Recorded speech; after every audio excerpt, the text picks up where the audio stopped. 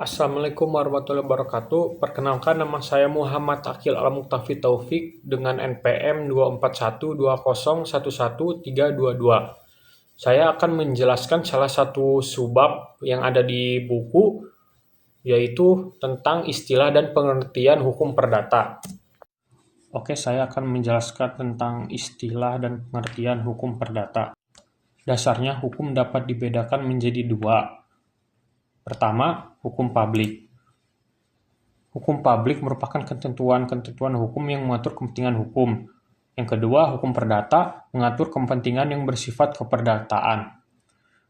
Istilah hukum perdata pertama kali diperkenalkan oleh Prof. Jojo Di Guno sebagai terjemahan dari Burger Lizkreutz pada masa pendudukan Jepang. Di samping istilah itu, sinonim hukum perdata adalah civil rights dan private rights.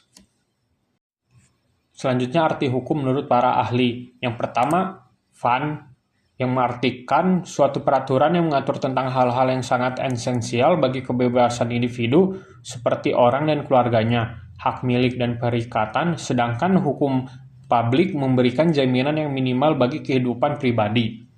Definisi ini mengkaji definisi hukum perdata dari aspek pengaturannya. Fokus pengaturan pada kebebasan individu seperti orang dan keluarganya, hak milik dan perikatannya. Yang kedua, Volmar dan Sudikno.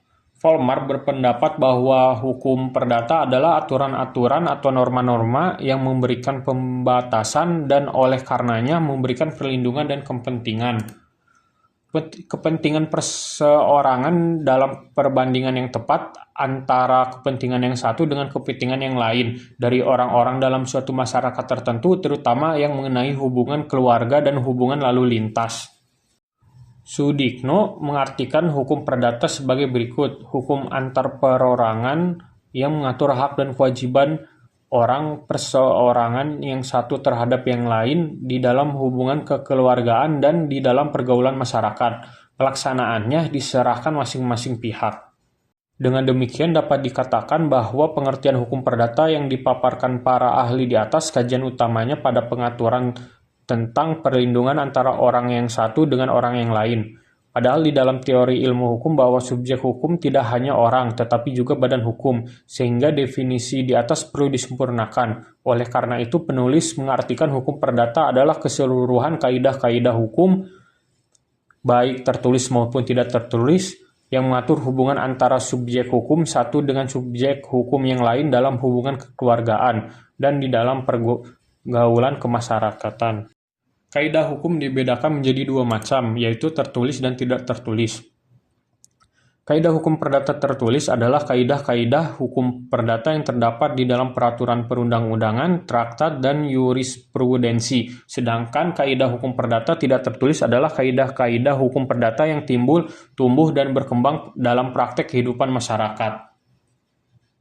Selanjutnya, subjek hukum dibedakan menjadi dua macam, yaitu manusia dan badan hukum. Manusia sama dengan orang karena manusia mempunyai hak-hak subjektif dan kewenangan hukum, sedangkan badan hukum adalah kumpulan orang-orang yang mempunyai tujuan tertentu, harta, kekayaan, serta hak dan kewajiban. Selanjutnya, substansi dalam hukum ada dua, yaitu dalam hubungan keluarga dan dalam hubungan masyarakat. Dalam hubungan keluarga akan menimbulkan hukum tentang orang, badan pribadi, dan hukum keluarga. Sedangkan di dalam pergaulan masyarakat akan menimbulkan hukum harta kekayaan, hukum perikatan, dan hukum waris. Dari berbagai rumusan di atas dapat dikemukakan unsur-unsur yang tercantum dalam definisi hukum perdata, yaitu 1. Adanya kaidah hukum tertulis atau tidak tertulis. 2. Mengatur hubungan hukum antara subjek hukum yang satu dengan subjek hukum yang lain. 3. Bidang hukum yang diatur dalam hukum perdata meliputi hukum orang, hukum keluarga, hukum benda, hukum waris, hukum perikatan, serta hukum pembuktian dan kedaluarsa.